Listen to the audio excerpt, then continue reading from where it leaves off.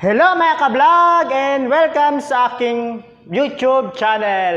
So for today is nagkita-kita naman po tayo. For today is this video is tuturuan ko kayo kung paano mag-duplicate ng Google Form sa recent natin na Google Form and ikakopya natin siya sa another Google Form. So guys, is napakadali lang to. So before tayo mag-proceed sa ating video sa ating content, so sa mga hindi pa po nakakapag-subscribe sa aking YouTube channel at sa pagla-like ng aking mga video, or rather sa aking videos with S pala guys. So let's go mga ka-vlog! Punta na tayo sa ating monitor. Let's go! So ngayon guys is dadako na po tayo sa ating pag-duplicate ng ating Google Form.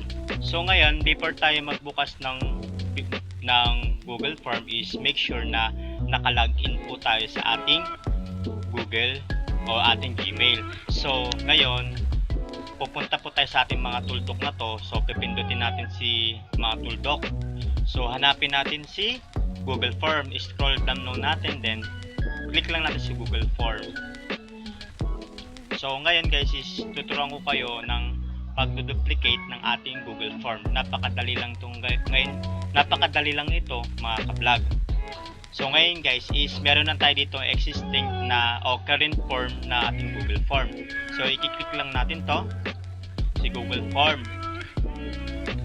So wait lang natin yung pag-loading. So ngayon is ito na yung ating Google Form na currently natin ginawa o matagal na. So ngayon guys is check lang natin yung mga ito, may last name tayo, may first name, middle name, contact number, is occupation.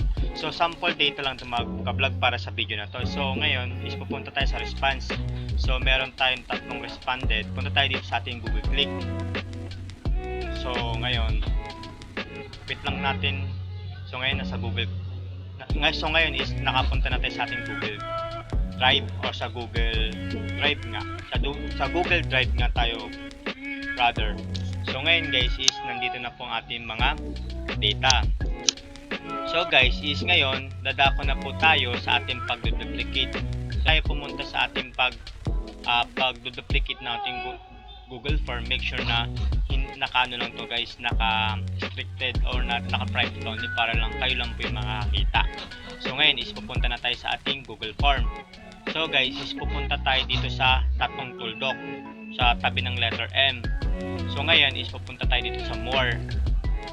So meron dito make a copy, move trash can, get a free field link, may print, may add collaborators. Guys, yung add collaborators na to, ito yung halimbawa is restricted yung ating Google link or ating Google Form. Kung sino lang po mga na nilagay natin mga Gmail, sila lang po makakapag-access.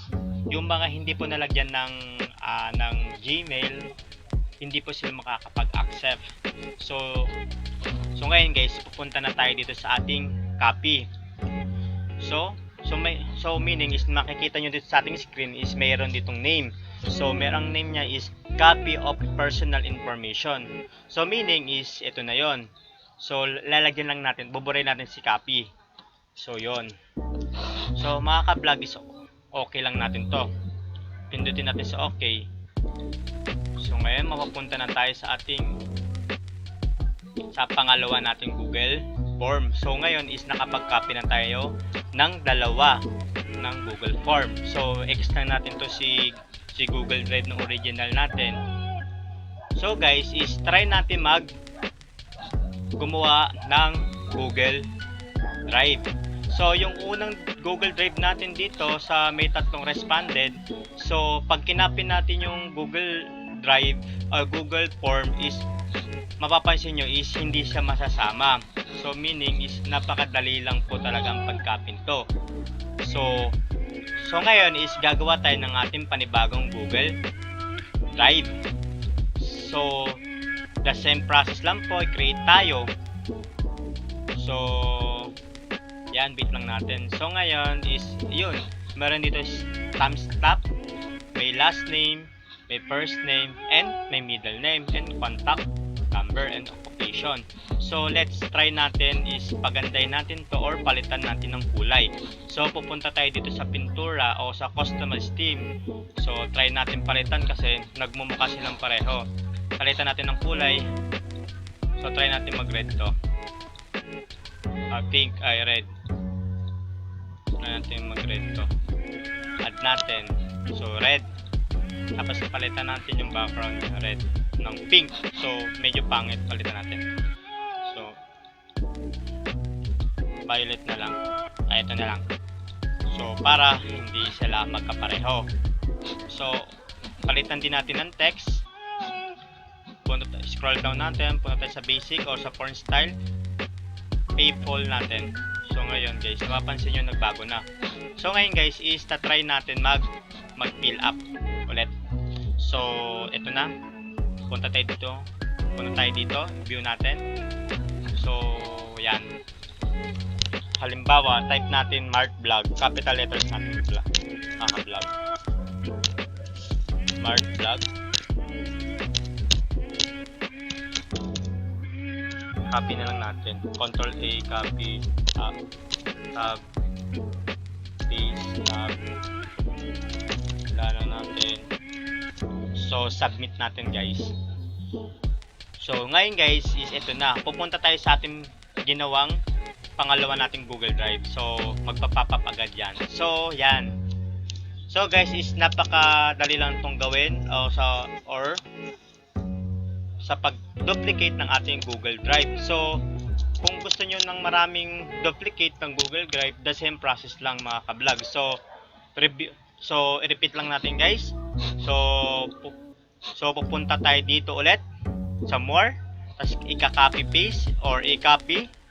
So, palitan natin o burahin natin si copy o palitan natin si name. So, pagkapalit ng name,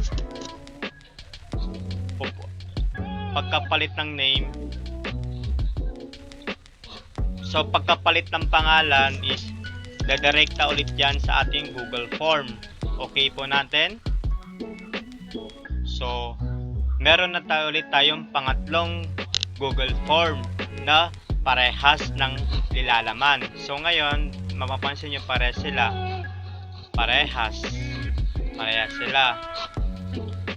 So ngayon guys is kung makikita nyo yun guys, halimbawa makikita nyo guys na gusto nyo silang makita na sabay-sabay, punta lang po kayo sa ating Google Drive. Punta kayo sa Google Drive nyo, punta kayo sa mga tuldok, go to the Google Drive. So makikita nyo silang tatlo. Yan guys, makikita nyo, wait lang natin, medyo lag yung ating laptop. So guys, ito yung makikita natin. Ito si number 1, number 2, and si number 3. Ay ganun din si personal, ganun din si tatlo din yung ating Google Drive. Mapapansin yung tatlo din. Ito, isa, dalawa, tatlo. Bali ito na doble lang guys. So guys, is napakadali lang po ng pag-duplicate ng ating Google Form. Yun mga ka-vlog! For today is magpapaalam na tayo mga ka-vlog. So before tayo mag-end ng video na to make sure may natutunan kayo sa aking video. So sa mga hindi pa po nakakapag-subscribe ulit or like sa aking videos, please subscribe and share sa aking mga videos. So kung bago ka lang sa aking channel, pindutin mo lang aking subscriber o aking subscribe button. Before tayo magpaalam mga ka-vlog is make sure natin na magsuot tayo lagi ng face mask.